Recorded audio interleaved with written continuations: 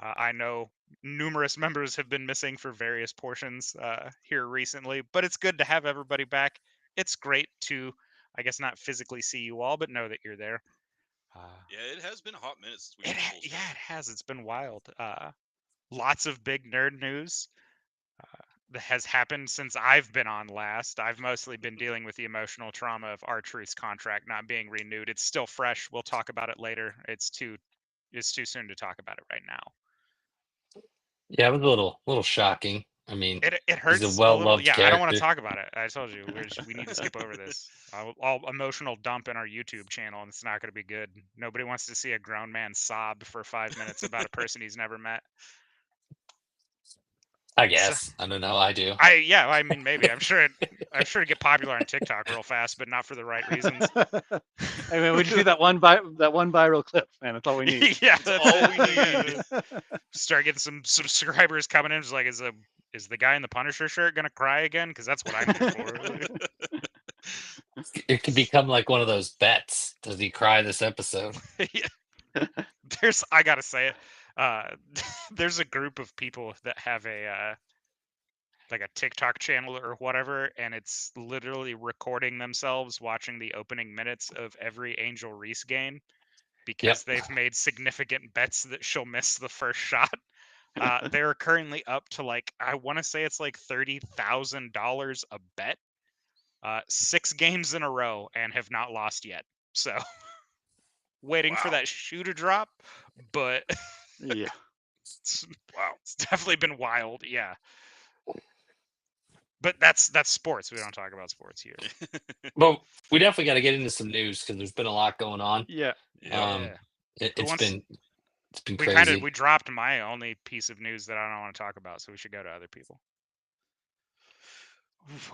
Okay. So for those of you that watch podcasts like ours for multiple different reasons, most likely watch Critical Role. I did have an opportunity to get some firsthand experience with Daggerheart. We talked a little bit about it in a previous episode, and I got to tell you guys, it's a fantastic system. It's a little bit lighter, a little bit looser than say like Pathfinder 2. But the fear and hope mechanics I think are absolutely fantastic. And it is now available basically everywhere. Your LGS should have it. And so if you and your table are looking for a new RPG, I would say that I recommend that one. That's got Who my pl- stamp of who approval. plays dice rolling games? Yeah. I checked out the character creation stuff. It looks like I really like their method for getting people more involved in Yeah, their characters. that's actually what sold it to me is the how you ask one another questions and kind of build the world and build the setting you want to play in. I thought it was fantastic. Well, you guys are getting me semi-interested. I may have to check it out. I'm not big on dice rolling games, says the Yeah, Yeah, person I know who's you, been you in the barely same like dice them. rolling So, group for like 30 years now. what do you got? Uh, Me? Elfred? Yeah. Okay. So right now I've got probably two things. The biggest one being that Marvel's not going to. I think it's the San Diego one. Hold on. Yeah, they're not going to go to the annual San Diego Comic Con this year because of all the filming that's going on with all the movies. Um, so that's kind of interesting. They haven't done that in like a long time. I think it was 2026 was the last time. And it makes sense because they had that huge one last year where they revealed Doctor Doom and everything else. So Don't they it'd be also? Yeah, they also do like the Disney events now with Marvel too, so it kind of makes sense not to have a huge panel at Comic Con. yeah, they're True. all in London filming right now, I guess. So it's What kind of country is that in? interesting. I'm just kidding. Um, I know what it is okay, good. That's good. because Eric doesn't. Uh, Maybe. Um, it's the American school system. Um, the other thing I got is the new Alien show. still It, Ryan's. it's oh, sorry. No, it's okay. I still have the new Predator show on Hulu. So Um, it looks kind of cool. They talk about different types of aliens, so I don't know if they mean the actual like Xenomorph or aliens additional or yeah. species. Yeah. So looks like it'll be interesting. They kind of hint at possibly like predators in it. The cast seems all right. It'll be cool to see a show every day, like every week or whatever the fuck they're gonna do with it. So Yeah, I think that's about it. I'm gonna wait until Bones brings something up, and then I got a gripe. So Actually, there's like three things I want to talk about. One for the comic book readers out there. June 4th shipping list came with the Ghost Rider versus Galactus, which I think is going to be a great one shot. So I'm looking forward to that. I'm Uh, excited for that one. That's gonna be Go. I fantastic. mean, go Ghost Rider. Yeah, he'll so take him. I mean probably. Yeah, I think Galactus gets beat by a lot of people who shouldn't beat Galactus, but I think Yeah. Ghost Rider does actually stand a pretty good chance. Yeah, I Well, was and like, it's, there's a lot of people that Ghost Rider can one up just because the penance stare is super super powerful. My The- favorite was when he came across Frank Castle with the penance stare, and he was like, "I don't feel guilty for anything." Yeah, that's the thing. I don't think Galactus would either. Really, Oh, that's fair. well, Yeah. and ironically, isn't the writer currently Frank Castle for Cosmic Ghost Rider? Not currently. No, okay. that's been over for a bit. The other thing that I wanted to mention is the remake of Final Fantasy Tactics coming out in September. Since we are shortly going to be talking a bit about Final Fantasy, I thought it was pertinent to bring that up, and I'm excited about it. I like the Final Fantasy Yeah, Tactics Tactics was games. great.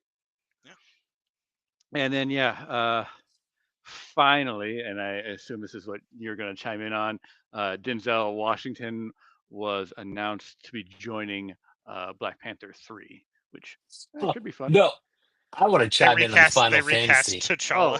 The Final Fantasy. No, I'm just All right. kidding. Oh, Just you want to kidding. talk about the box set? Yeah. So here's the thing that bothers me and why I can't get behind certain types of fandoms.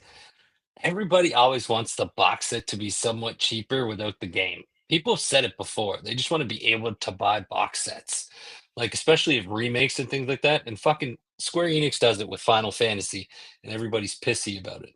Like, if you don't want to buy the remake of the game because you already own it on on your fucking Wii, on your PlayStation, on your computer, on your cell phone, on everything else, because it came out on everything, you don't have to buy the game again, and you can just buy the box set. And to me, I looked at the box set. It's worth $200.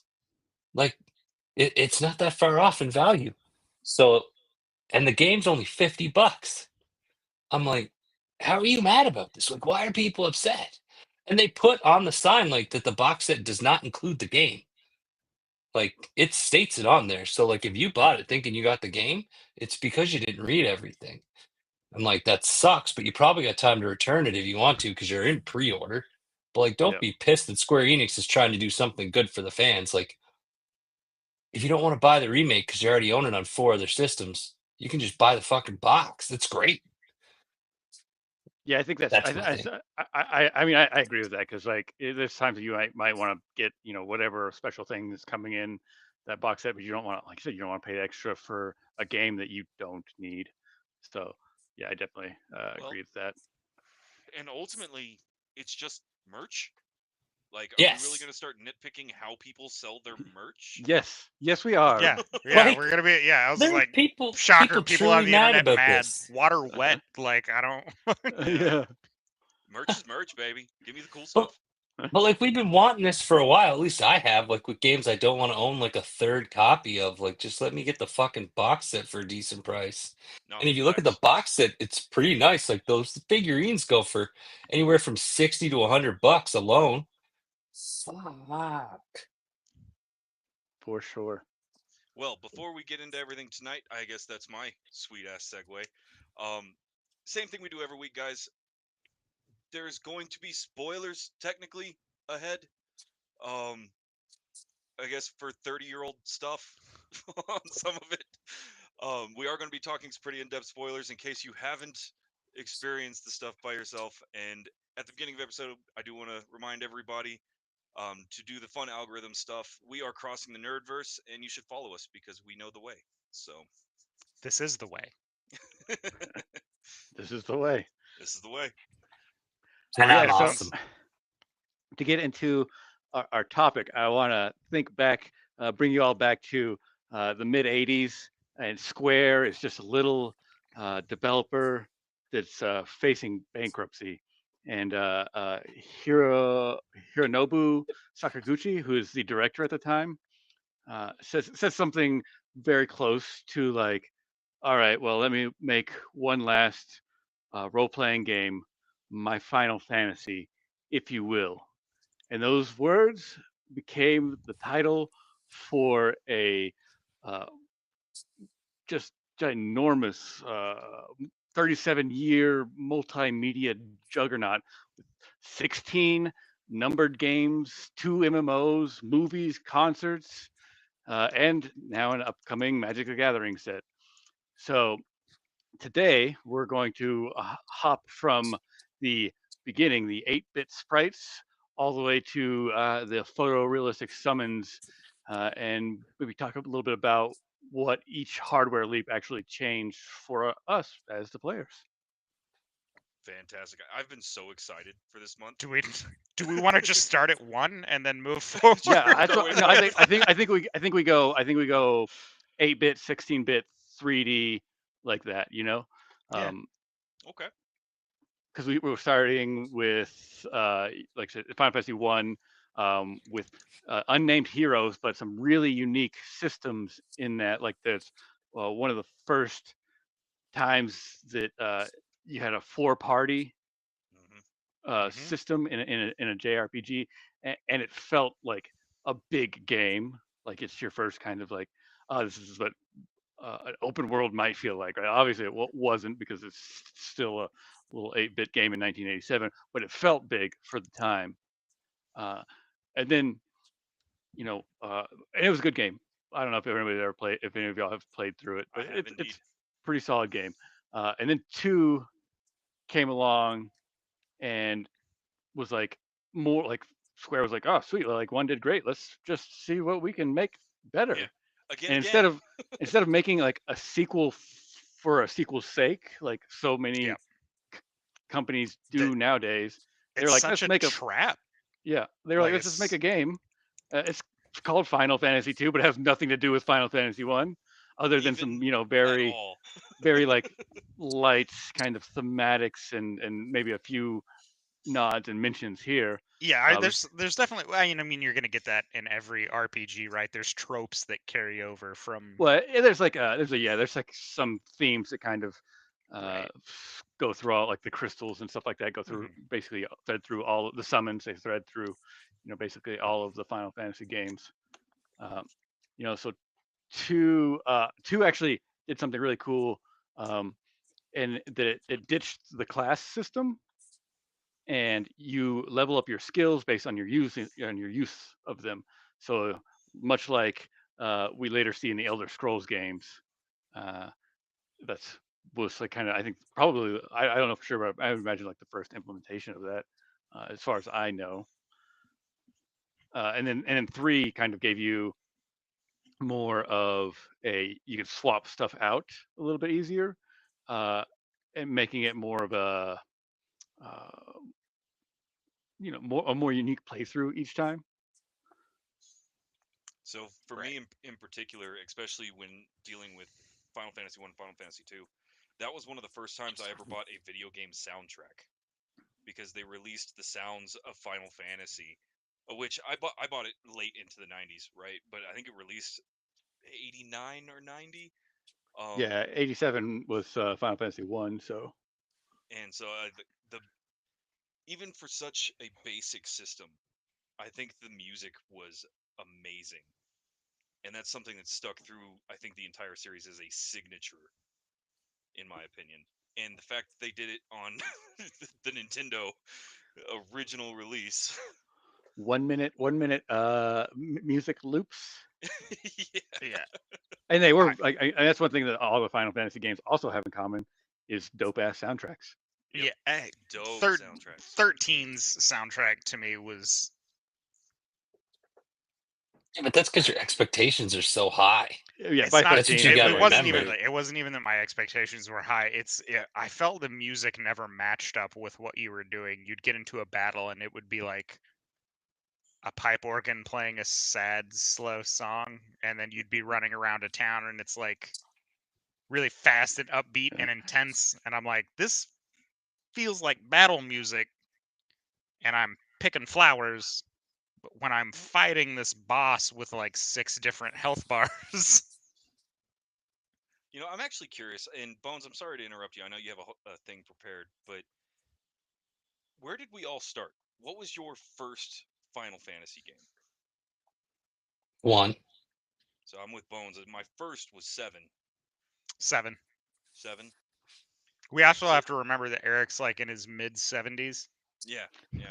Not even And so 40 Still, yet. still defending the spend a quarter to feed the arcade scam. No, so I I mean, also started arcades with are 7. fun. I Yeah, was absolutely. there when the first computer was built. I wish, dude. Eric's like hand cranking the teletape. I played Commodore 64. And the reason I bring that up, I'm just gonna yank the reins here, is because I also started on 7. My first Final Fantasy ever was 7. Yep. And because of 7, I went back and played the originals on my Nintendo and loved them. I thought it was fantastic. And to be able to retro game like that, that's a rare thing to me. They've done I will say Square and then Square Enix did a lot for backwards compatible releases. Basically yeah. re-releasing the hits so you could keep playing them on updated consoles. Yep. Unless you were an avid PC player from the beginning, and then it was just like whatever. But the new one, I think, so coming out on Steam, the new Final Fantasy Tactics is coming to Steam. Yeah. So I mean, I'm pretty excited. The 2 Final Fantasy VII remakes are also available on Steam, and I'm pretty sure the final chapter. I have not played these yet. I started playing the first one, and I was like, you know what, I'm gonna wait till they're all out, and just play Yeah, through because them then at you're gonna be once. stuck in the position I am, and I'm just foaming at the mouth to get the It'll next probably one. be like 2030, but whatever.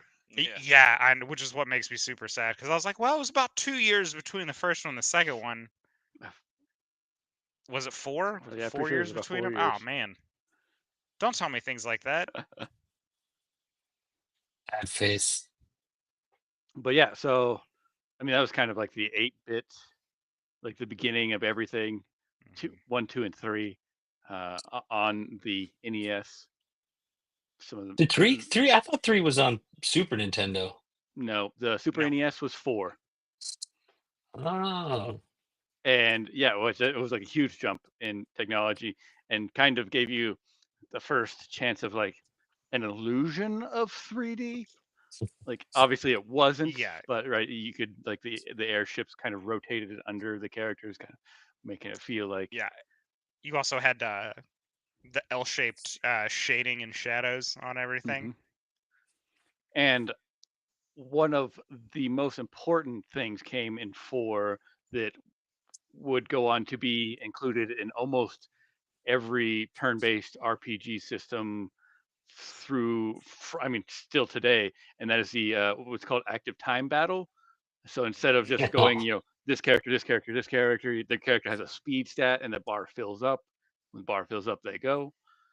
That was invented by Square for Final Fantasy IV. And again, this is kind of like what I was talking about with like each game just being something new that they were just like, we're gonna fucking try this. All right. Yeah.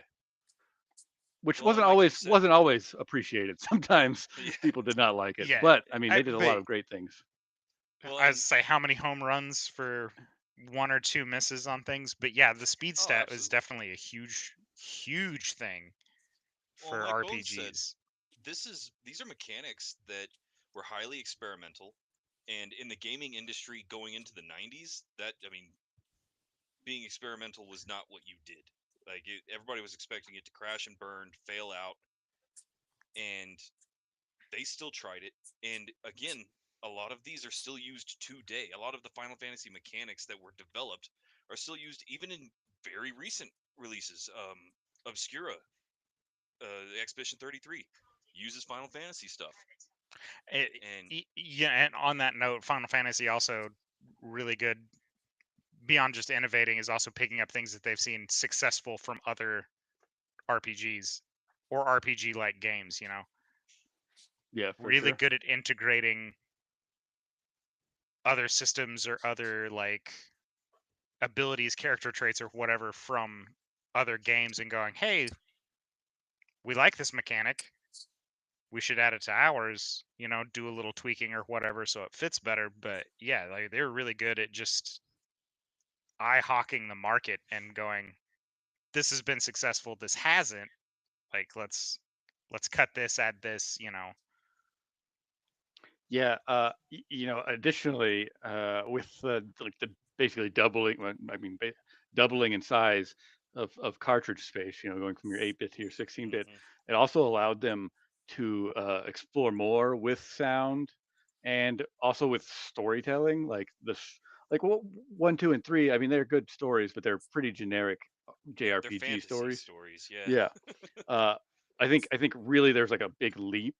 Uh, in 4, 5, and 6, like with like Cecil in 4 having this big redemption arc from being a dark knight, becoming the paladin, and then in 5 you have Terra discovering that she's half Esper and like struggling to control her magic, and then the villain Kefka literally destroying the planet itself. Like that was like a crazy moment in the game. You're like, what? Yeah, I lost. And which also brings like another thing that they added that I think was really impactful at the time was which also, yeah, spoilers. If you Yeah. haven't played Final Fantasy 6 30 yet, years ago, yeah. Kefka beats you and throws you back onto this split Earth, and it's gone from a linear story to now you have like options, and it's kind of this first like non-linear second half of the game, which was like a radical divergence from games at the time, and another instance of them just trying something and it becoming nearly a staple, right? Like an open world section in a game is almost a given, if not the whole focus. Oh, absolutely. Oh, and you start looking at it because. Sorry, go ahead. I was say, you talk about current traits. Open world is a huge deal. Every game coming out has some sort of open world element to it, to the point where honestly I'm getting a little tired of it, because like it's okay to have a game with a good story that kind of leads you by the nose. That's fine as long as the story's good. I want to keep pushing the story, right? I don't have to have an exploration mode on every single game. So, but it is nice to see those. I like having choices that are impactful. Well, and I think that a big focus for me, especially getting into the 16-bit stuff, again, was the music. It constantly blows my mind what they were able to do with what I can now look back and see was a very limited system. And I just think it's fantastic. It's like they couldn't miss. They were just hitting everything out of the park. You also have to say, going from 8-bit to 16-bit, combat effect sounds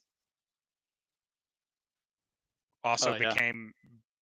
became more of a thing, because like you had those in 1, 2, and 3, but they were pretty generic. Every time you did a thing, it made the like chink sound, which to me sounds more like a slot machine than a sword. There's literally some guy going pachink. Yeah, it's pretty rudimentary. I like bad choices, or like losing things always was met with a meh sound. But yeah, like once you get to the like 16-bit and then up to 64-bit, it's great to see how like the real-time combat sound evolved as well, because it fit and it becomes more immersive when the combat sounds match up with what you're doing. Well, Yeah, and I think that applies a lot, not just to the combat sounds, but the use of the special abilities and the magic and the different kinds of spells, right? Yeah. I think having the special effects and the special sounds for that really sold it. Made it different from a lot of other games. Yeah, I mean, they even had not voice acting, but they didn't feel like silent avatars anymore in these games, right? Like they had dialogue. I think 6. Oh, fun fact about 6: the operatic music part of it was composed and given to the devs before they even storyboarded the game. So it's really a story of the music drove the story rather than the story drove the music. I did not know that. That is so cool. Yeah, like I'm going back and playing 6 now. Yep, with facts. a whole new, with eyes wide open. on that one because that is such a dope That is piece so of cool. trivia. That's so Yeah. cool. One Yeah, thing people gotta always remember about Final Fantasy is because it did so well, though, it let Square grow a lot and develop a lot more RPGs that were really good. So it's not just like the Final Fantasy series. No, that's what we're talking about at the moment, but like that's how big Final Fantasy was to like the gaming Oh. community, Yeah. is that it spawned so many other like cult classics, like Chrono Trigger was one. I'm trying to think of some other ones early on, Oh, but that's the The biggest Legend of one. the Dragoon. Legend of Yes. Dragoon was one I was going to bring up, and this one didn't come out till 02, but it has turned into its own hyper Path. fixated like path, and that's Kingdom Hearts. Oh, Kingdom Hearts. Yeah, like not only did it spawn that entire genre and the use of the Disney characters, but all the Final Fantasy stuff is actually in it. Like Cloud runs around in Kingdom Hearts, and that has one of the most devoted It does. fandoms out there. Just obsessive. To a point. Obsessive, But yeah. you get that way with a lot of Disney fandom things. It gets Yeah. pretty wild. Looks at Mhm. Ryan pointedly. Hey, just saying. I was also gonna say their Square's development rate early on is actually phenomenal, even compared to most other gaming, like contemporary gaming companies at the time. Because you got to think Final Fantasy came out 87, Final Fantasy 2 88, Final Fantasy 3 90, Final Fantasy 4 91, 5 92, 6 94, and then 7 in 97, which was their first like Yeah, I mean, big gap. well, no, But so that's actually an important time too. So prior to Final Fantasy VII, the sales for the Final Fantasy games in the U.S. are okay, like they're good, but they're nothing like special. Uh, but they have been very hugely popular in Japan, obviously. Um, and so with Seven, you get the first time that Square just or Sony at this point just goes crazy on the marketing because it's coming out on the PlayStation, and so Final Fantasy VII had a fucking Super Bowl commercial. It had commercials in movie Yeah. theaters, like yeah, and it sold more copies. Final Fantasy VII sold more copies than the entire SNES trilogy had in 6 years, in Yep. 3 days. No, and it They- was such a huge they thing, right? Because it's the first time we see Final Fantasy go into a 3D space with the use of PlayStation.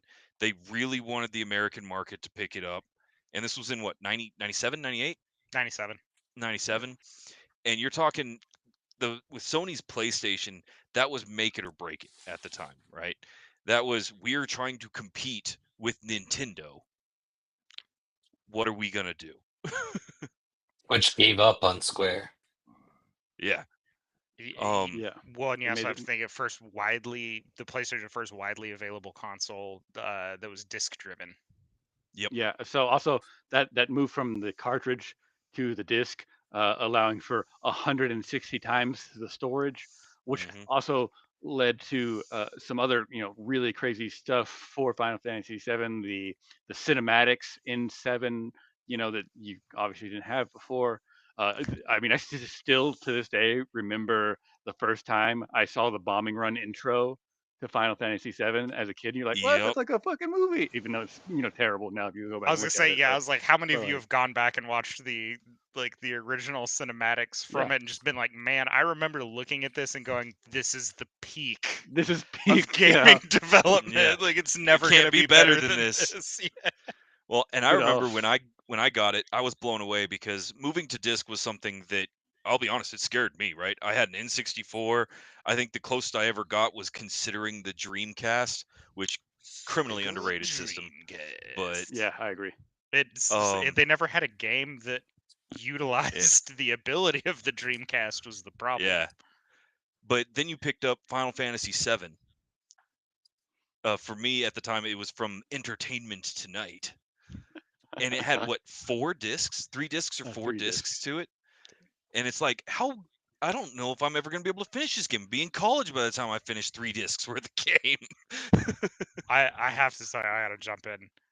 So again, first Final Fantasy game I played was 7, and got it on the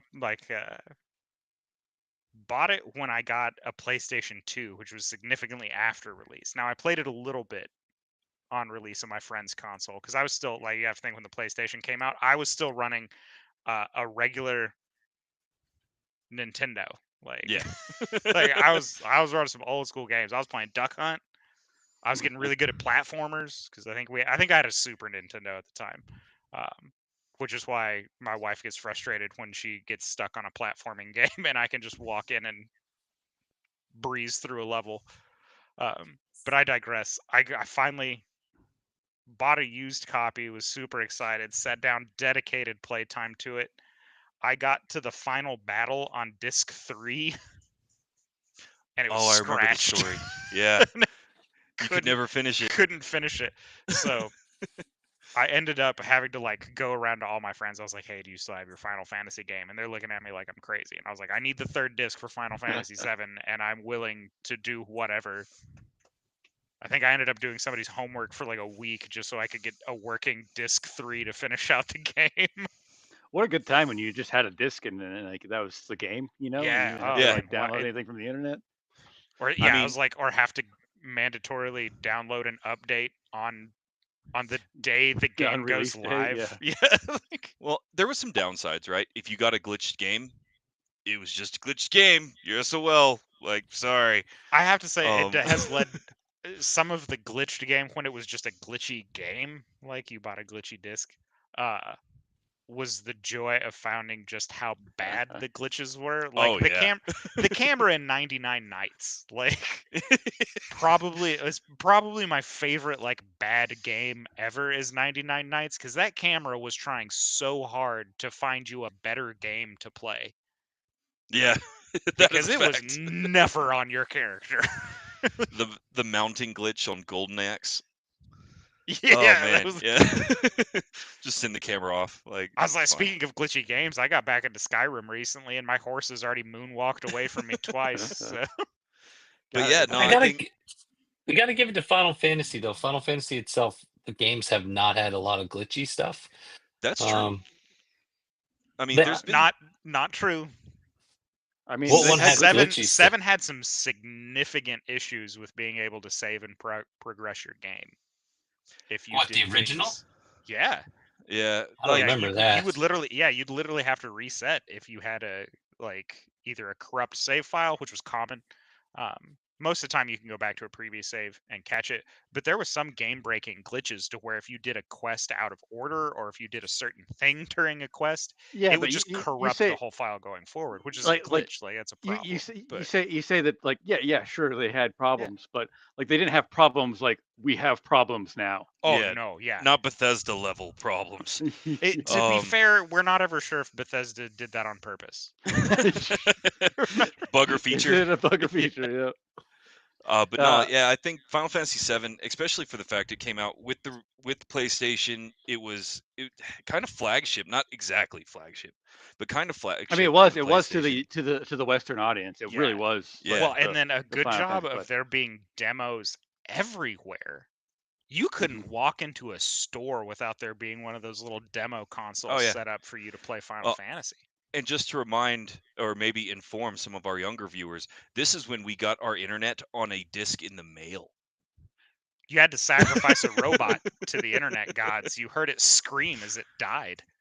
So so besides obviously, so we have on PlayStation we have 7, 8, and 9. I think both 8 and 9 criminally undervalued. I fucking love both of those games Absolutely. as well. Mm, Me and my brothers used to get into it because I was a staunch Final Fantasy VII defender. I loved Red 13. He was my main man. He was my good time. You would. I mean, But you can't get away from 7 because like Cloud Strife and Sephiroth are Sephiroth, yeah. iconic characters, right? Like Yeah. to this day, you see people cosplaying them at Comic-Cons every time you go, right? Like Yeah. The only other ones that really stand out, you have like Lightning stands out as a really iconic Final Fantasy character, and then you have the Black Mage from Final Fantasy 1. Yeah. But people recognize a Gunblade before they remember the name of the main character in 8. Yeah, Squall. His name Yeah. is Squall. I think So- we're forgetting one character. Well, not one character, but a character that's been in several Final Fantasy All of them, games. Sid. Sid. Sid.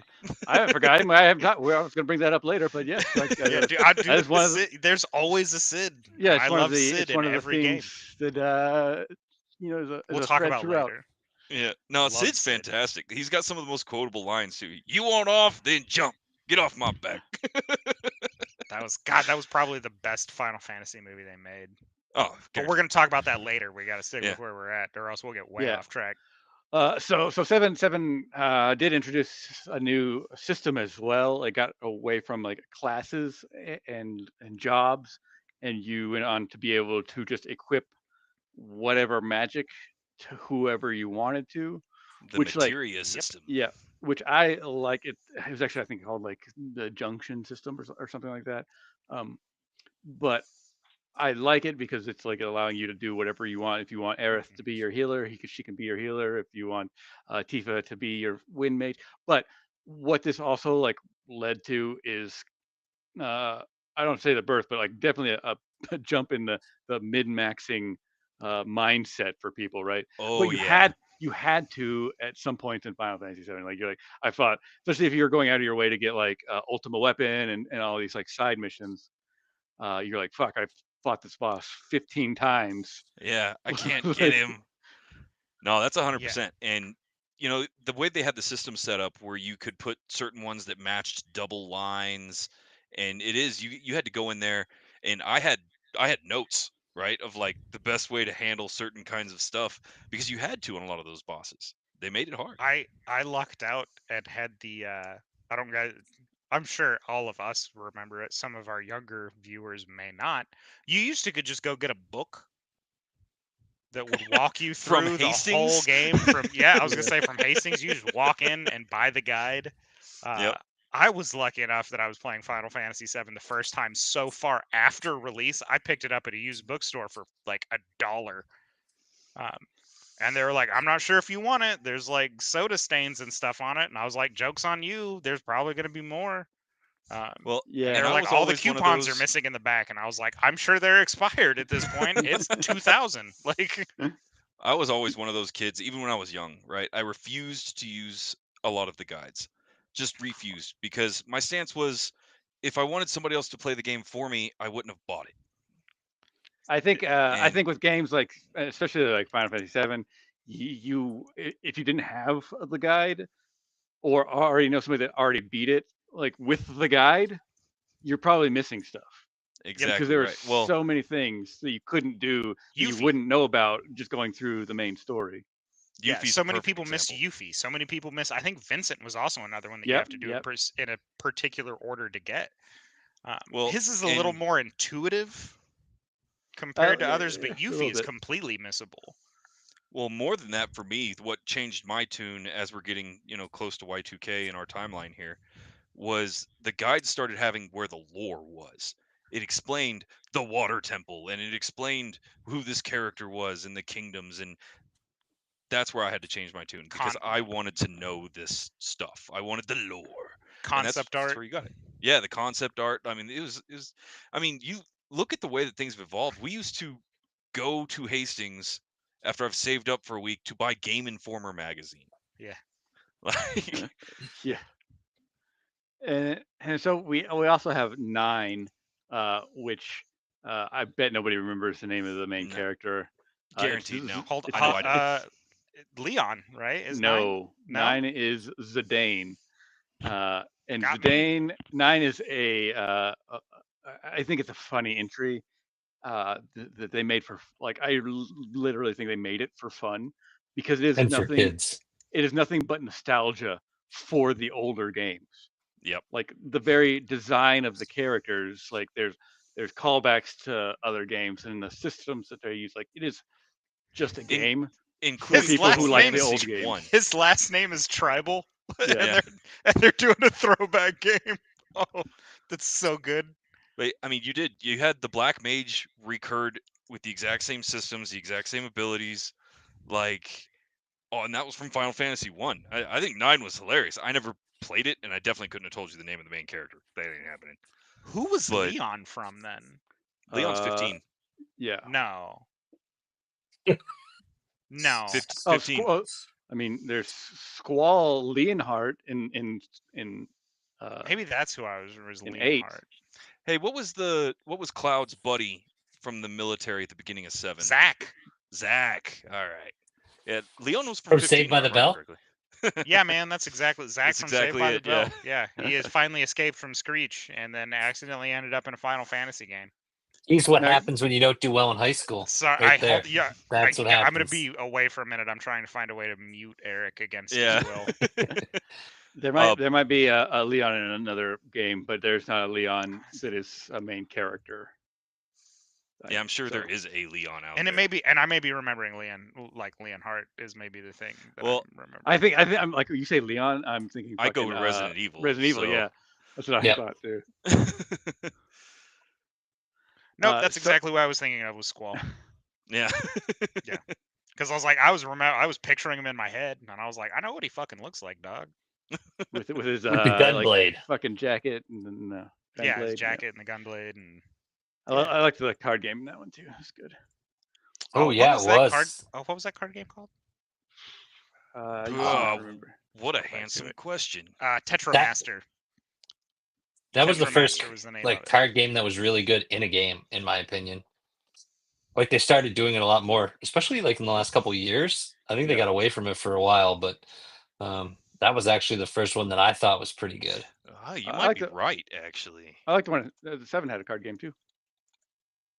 Yeah. I'm trying to think because you had. Oh man. What was the hell Seven's was- Kings something? Oh, I don't. Yeah, but it wasn't like one you Thrones. collect a bunch of stuff, was it? Wasn't it No. just in the one Tent City? Not Tent City, but the Las Vegas ripoff? Yeah. No, the you game- can play it. the You Golden can play it in Saucer? a couple of the Golden Saucer. You could play it in a couple of different places if I remember correctly, and I could be wrong. It's been a long time since I've played the original 7. But then 01 and 02 starts running around, and we get 10 and 10-2. 10-2 does not count. It's not part of the main Oh, line. no. Triple Triad, and it was in Final Fantasy. It was Final Fantasy 8 that it was first introduced. But Yeah. they did. Triple They, Triad. they put it into the remake. I've seen people playing it. That's right. I think that's kind of what I was. You know, and I don't get to say this very Deflating. often, but I think Eric might be right. I think that might be the first one, at least I ever played, that was good. Yeah, definitely the first one that I remember playing that was enjoyable. Oh yeah, Everything, without a doubt. everything else like- I had to just grind. Like, Well, most of the time the card games are just awful in games. They're just kind of like throwaway mechanics that are in there to try to entice some people. Right. But I'm getting Vietnam flashbacks of Pokemon and the freaking slot machines to earn coins to buy a Porygon that wasn't any good. Like, Yeah, but you had to have it. you had to have it, man. I get So- obsessive like that in games sometimes where I'm like, I have to have it. The card game in the new Final Fantasy VII remake was mine. I was like, I have to have every card. To the point where I was like, I was literally reading interactive strategies to win at the Golden Saucer, and I was just like, okay, I have to, like, I got to travel back to this town and play this dude and get this card, and then I got to travel here and buy this one. Jesus, It's in, So- dude. I had to have those cards. Following 9, that's the end of the PlayStation 1 era for Final Fantasy, and so we get into 10 through the 13 that are on PS2, Yeah. and I think you see it like 10 was pretty popular. A lot of people liked 10, and it was visually very, very good. Absolutely 10, stunning. 11, 12 And- were all on and- PlayStation 2, And what was 13 on? PlayStation 3, and the 360. Yeah, that's right. That's right. But yeah, also not a lot changed between 2 and 3. PS2 and PS3. Let's be honest. Yeah. Let's be Uh, honest here. But also another important part of 10 and being on PlayStation 2, and also kind of funny part, is voice acting. The addition of voice acting for the characters. Yeah. Which- 100%. Because it's also like it led to some funny things in the English version because there was no lip sync technology yet, so it led like these like dialogue being like kind of shoehorned into their mouths, right? Like, Mm-hmm. which there's a meme from Final Fantasy X, and it's the Titus laugh meme.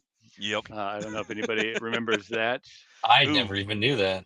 Yeah, it's hilarious. Just to go like YouTube Titus laugh and Titus it'll laugh, yeah. show up. It's yeah. Well, and I thought 10 was cool. I really enjoyed 10. I I've liked the voice started acting. 10 a gajillion times and never finished it. So Well, the and thing I about think 10 is that it is much more graphically intense. It's a great game, but what happens when they did that without like a significant update in their medium is that even though it looks better, it takes more, right? And so you really got a much more linear game than previously, and it also like this is like 10 is like a focus of much debate in the Final Fantasy community because of this, right? Like, is the open world better? Is the linear better? yeah. You know, what do we sacrifice for one or the other kind of thing? A lot more narrower character choice as well for Mhm. like development. could- We went back to having pretty noticeable roles for characters. Now you could still equip stuff however you wanted, really. Everybody had their own like specific weapon type that they used, but you went back to everybody having a pretty specific role. Now you could again force them out of that with the way you added equipment and stuff to them, but it was pretty noticeable who was supposed to be the tank, the guy you pick up that has 200 more health than you at the Yeah. beginning.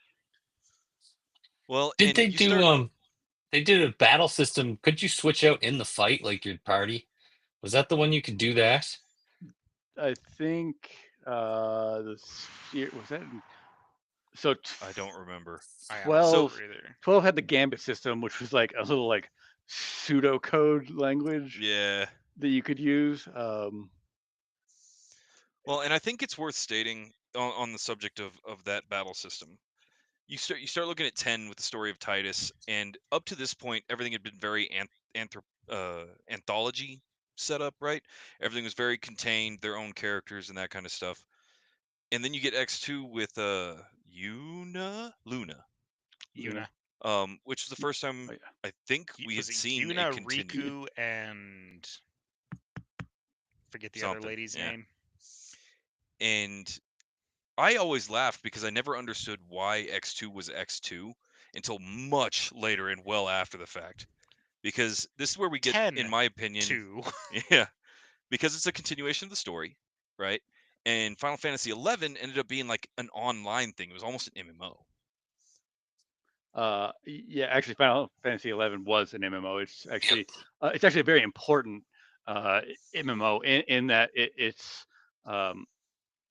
well, first of all, it was kind of not super great, but super well received. But it combined Japanese and Western servers, Oh, which interesting. was like unheard of crossplay at the time. Eric, what's up? So yeah, it was 10. You can actually switch out like during combat. Had that So Gambit system or the swap yeah, out system. I don't know. I mean, I think it's just a cheese thing they did to try to bring something new to combat. I think. I mean, they're trying new stuff like they always do. Like, I mean, like I Oh said, yeah, 12's Gambit system, even though I don't think it was good. it wasn't. I don't get me wrong. I liked 12 just fine, but the Gambit system was not good. I think 12 is like a dip in quality for me. I didn't like it as much, both story wise and gameplay wise.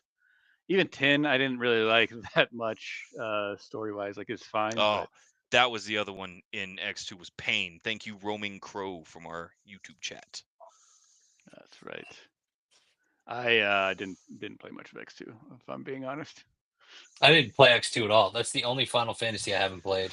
I played Listen, X2 more than I did X. X1, I played 10 I 2 more bet than I did 10. That's not true. That it's not the only Final Fantasy game that you have not played. Yeah, Maybe I bet maybe we only get, one I that- bet we get through some lists. Maybe The maybe main only list, your maybe. main game. There were some of there these are- I didn't even know existed. Yeah. Final Fantasy 7 snowboarding. Anyone? Solid. Oh man. But also, I Crisis mean, Crisis good. Core. that I think that might be like one of like it's definitely one of the first, if not the first, like fully acted like RPG drama, like you Yeah. know, like and I think that if it wasn't the first, like it's definitely a pioneer in the field, regardless, right? Like, Yeah.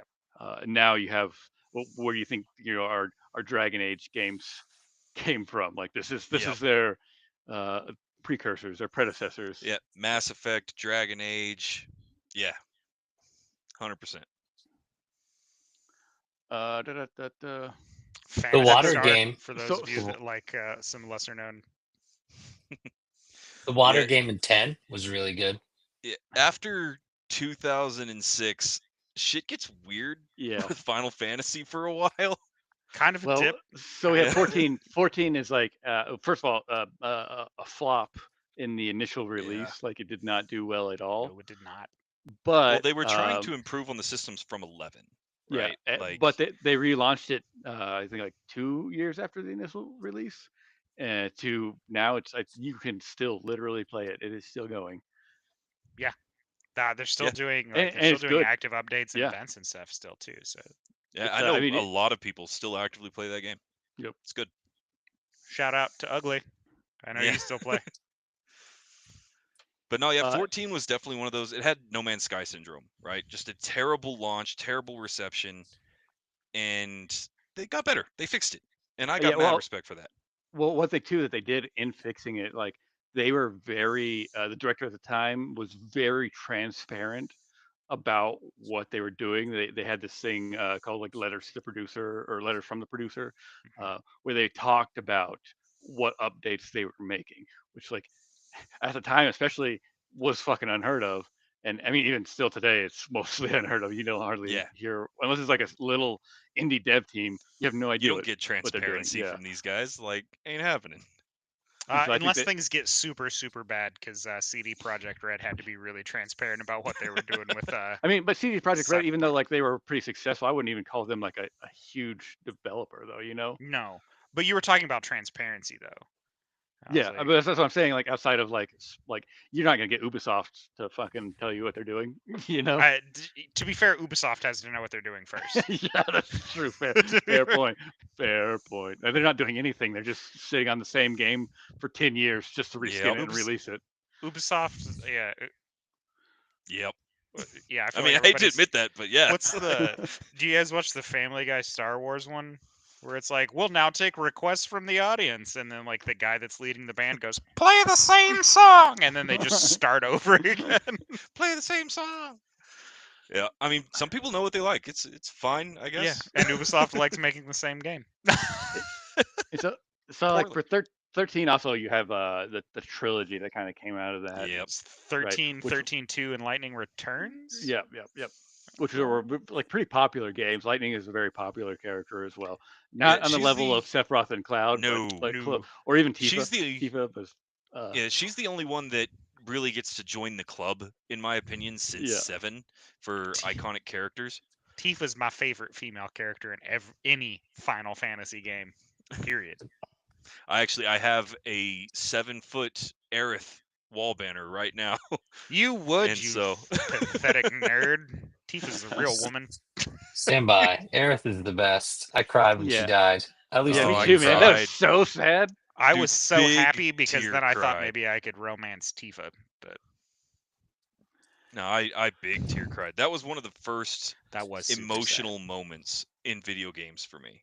Was the Aerith deaths? scene. That is not the most emotional I've ever Oh. been in a video game, though, for like a character death. It might be for me. I It's up I there. obviously it's definitely up there. It's in my top 3. I if you obviously haven't played love Nier, you don't know. Final Fantasy.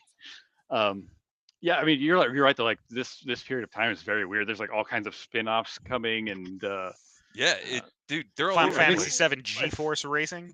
I think this is when we got Advent Children around this time Yeah, as well, like Advent starting the movies Children. and stuff like that. Which Well, and you had a good 11, Final Fantasy movie compared to the Final Fantasy movie.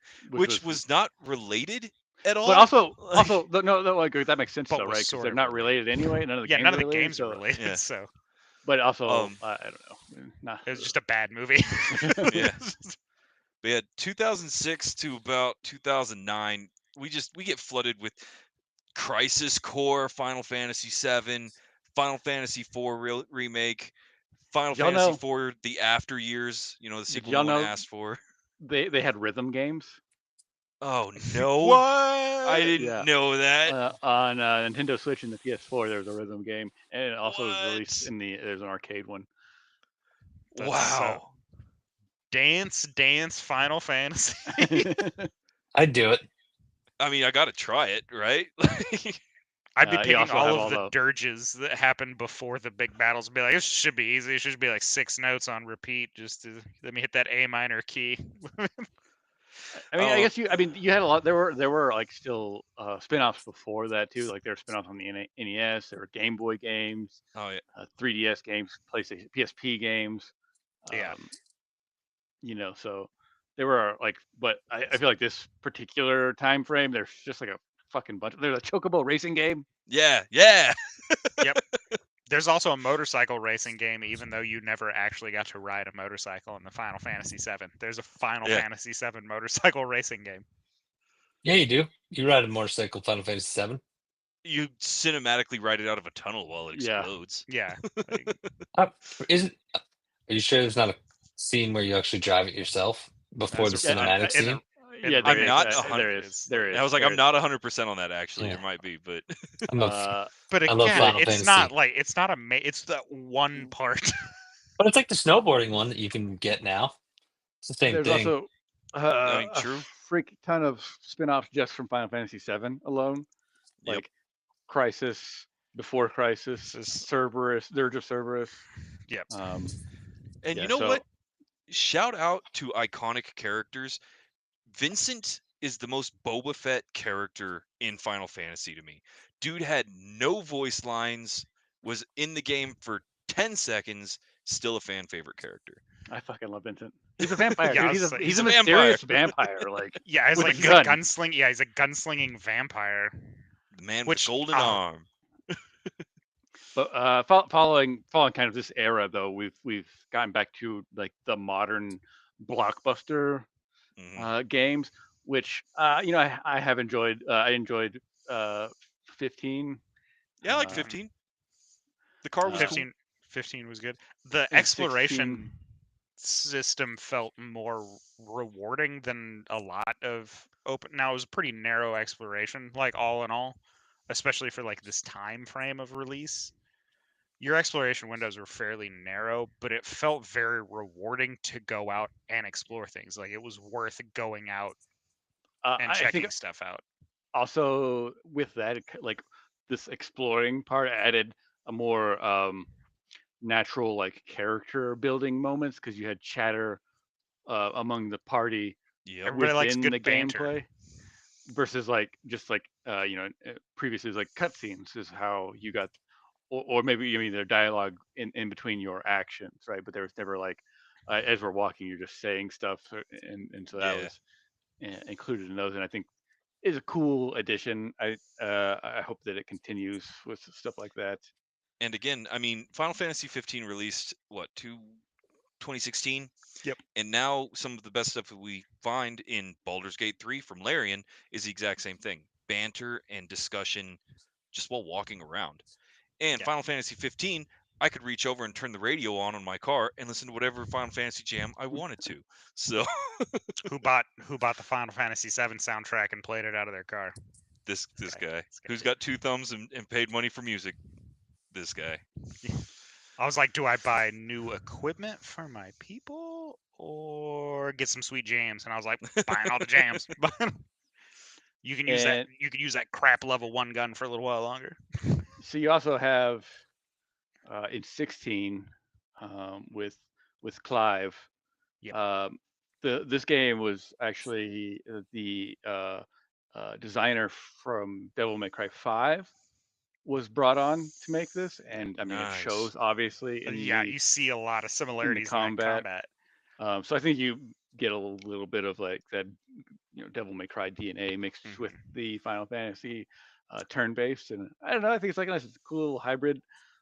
There was a lot of backlash on 16 because you didn't get to select. Yeah, I think that party that's members or roles. I mean, and it was the same in 15, but 15 you were still at 4, right? Like you Yeah. still had 16 you were down to 3, and you never picked. You didn't get to. It was based on what mission you were doing, depending Yeah. on who your compatriots were. So yeah, I think that there's still some. I think they should go back if they're making another Final Fantasy fucking 8,000. I think Yeah, people like that. which I People like would being able still to choose buy. their party. Like, I really love party selection to the point where if I like a character enough, I will run the risk of not being optimized for an encounter, even a high level encounter, if I just like the characters more. But everyone's got to remember that Final Fantasy probably changed with 16 a little bit just because of the last few Final Fantasies hadn't done really well. And they were trying to spruce it up and go in a new direction and Oh yeah, thought that if they got And there away was from the role playing as much as it was, maybe that would a little bit more there's action would bring people back, and it yeah just kind there's of backfired. there's still Well- definitely a role playing element in 16, more so I No, feel there than is, but not than like 15, because think you that- really have to choose where you're spending XP and how you're equipping things. I mean, I think that's just them getting back to what they do, right? Like, Yeah. Because if you look, there wasn't like a whole lot of big mechanical like system changes between the main entries, not the MMOs. Obviously, MMOs are MMOs, but like in like 13 and that trilogy, like they didn't do anything super new. They hadn't really done anything super new besides like the voice acting since 7 and the addition of equipping materia. Yep. Yeah. And so yeah, I don't know. I think that's maybe an era where they kind of lost their way, so to speak. Like they made decent games still, but they weren't innovating anymore. Yeah, So and now in I've 16 they're played, trying to do that again, but yeah, I like played it just 15 backfired. and 16 plus their expansions. One of the rare times where I've completed a Final Fantasy game from start to finish, like to include most of the side missions. Like I'm not gonna brag and say I did 100%, but I played enough of the game to where I have a pretty good feel of it, and they were both fine. I think between the two, I like 15 more, same. mostly because you don't get as much exploration banner in 16 when Sid's not in the party. It feels like a lot of the conversation feels very forced. It's like you're hanging out with somebody that you know, but you're not super friends with. Have you ever hung out with a friend of a friend and then your one Yeah. common friend leaves? Like, what do you talk about with that other person? You're just like, I don't know how to interact with you without our other friend around. Well, and I think 15 for me resonated a little bit more because I loved the setup, right? And we've talked about It was this at very our D&D party. our D&D game where that setup, that party setup was amazing. And I love the idea of a whole bunch of dudes that are like the advisors and guards to a princess are now just a team, right? It's a trope I've continued to use in several of my D&D games. I still think it's brilliant. And 16 was good. It was fine. I think 16 was beautiful is what it brought to the table. It was visually absolutely stunning. I think beyond that, I did like the story in 16. It was again very linear. There's not a ton of exploration. You can go out and find your like side quests and different side missions and stuff like that. But it was very linear. You finished with an area and then that was it. Yeah, I just hope obviously I think the focus right now is on the Final Fantasy 7 remakes, Which have been very good for those but of you that haven't I do played hope them yet. that on the other side of it, I'm about to go play fucking Final Fantasy 7 again. Yeah. The original. I'm probably gonna play 8 and 9 as well. But I hope going forward that that they continue to try new things and just improve on what they have already. Absolutely. Fun fact though, because we are getting a little bit long on time, I just want to do 2 things real quick. Fun fact: since we're talking about playable characters, Final Fantasy VI has the record for the most playable characters, with 14 being the amount. So That's it's a I fun remember little. that. I didn't know that. I didn't know it And was that many, but I knew it had the most. yeah, Interesting. and so I also wanted to pose the question. We talked about what everybody's first Final Fantasy game was. So what is your favorite Final Fantasy game? I'm gonna Seven? have to go last. I have to think really hard. I mean, it's 7 because Cloud. It got me into role playing games the most. Like, I love the original. It was good. It was solid. The way you just picked like a class and played through it. But 7 really, like the storyline, the graphics. Like, I've continued to like get it on different systems and play through it. And like, I literally was that cheese guy. Like, if you remember, like the snake that's like guarding the bridge that dies at some part in the story, I was literally leveling up to try to kill it. So like, I was getting 1 XP a kill, and still for hours upon hours, like fucking The grind trying to is grind it real. out. The Right. grind is real. I never See, was able to do it, but I tried. But definitely 7 because just it hooks you in so well. I will also say that my favorite, it's going to be a boring answer, but it's going to be 7 with an addendum, an asterisk.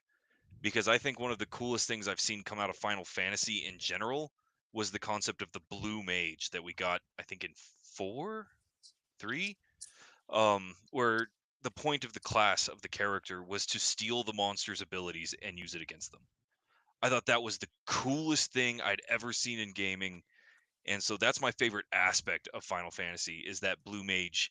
And you can recreate it later with some materia and stuff, but man, the blue mage was where it was at.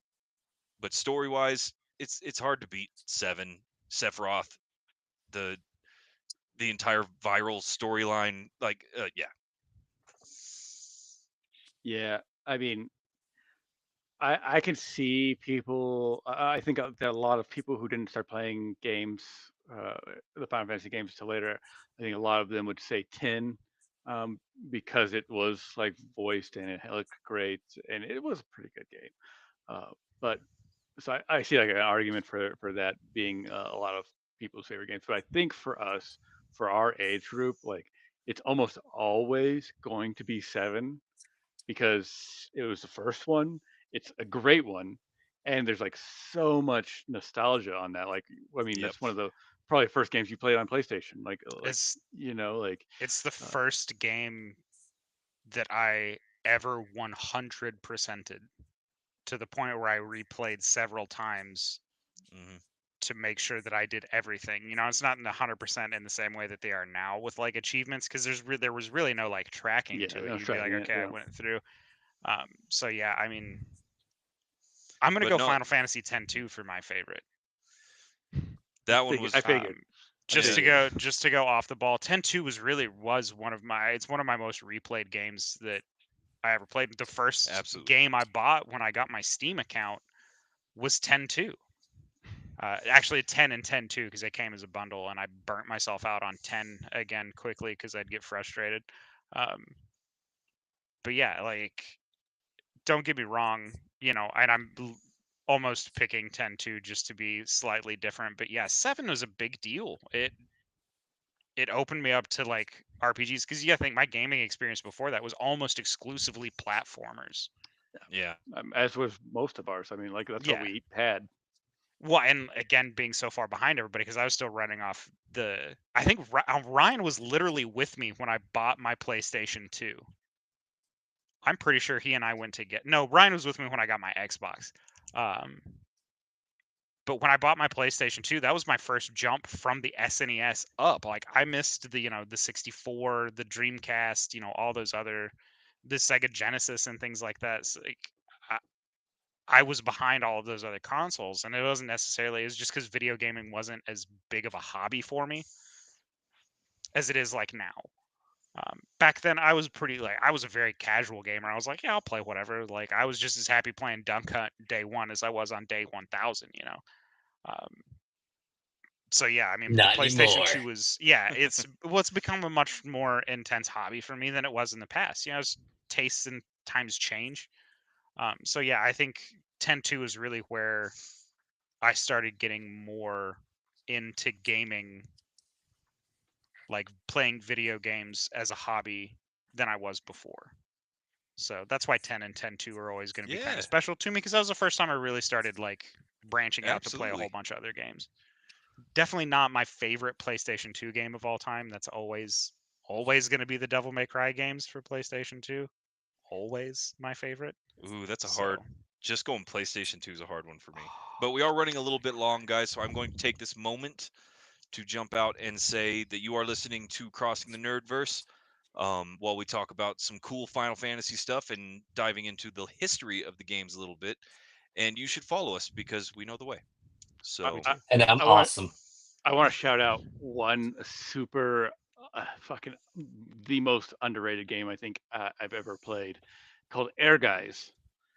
It was a fighting game with Final Fantasy. Like it had like its own original characters, but it had Final Fantasy. You could play Sephiroth, you could play Cloud, there was Zack, Yuffie, and on top of that, it had a hack and slash dungeon mode. oh wow. Yeah, What? I fucking I don't know where it came Porting from. this instantly. I bought it when I was like my mom bought it for me or something, because I remember me and my brothers always playing it, taking turns, like going, seeing how far we could get into the dungeon, and then like you die, you gotta pass the controller kind of thing. Whoa. But yeah, it was fucking crazy game that I don't know anybody that's played. I had Uh, never heard of that until now. And who's getting their Final Fantasy stuff tomorrow? I am. Nice. Oh, you get Tomorrow? your pre-release. Oh, Pre-release.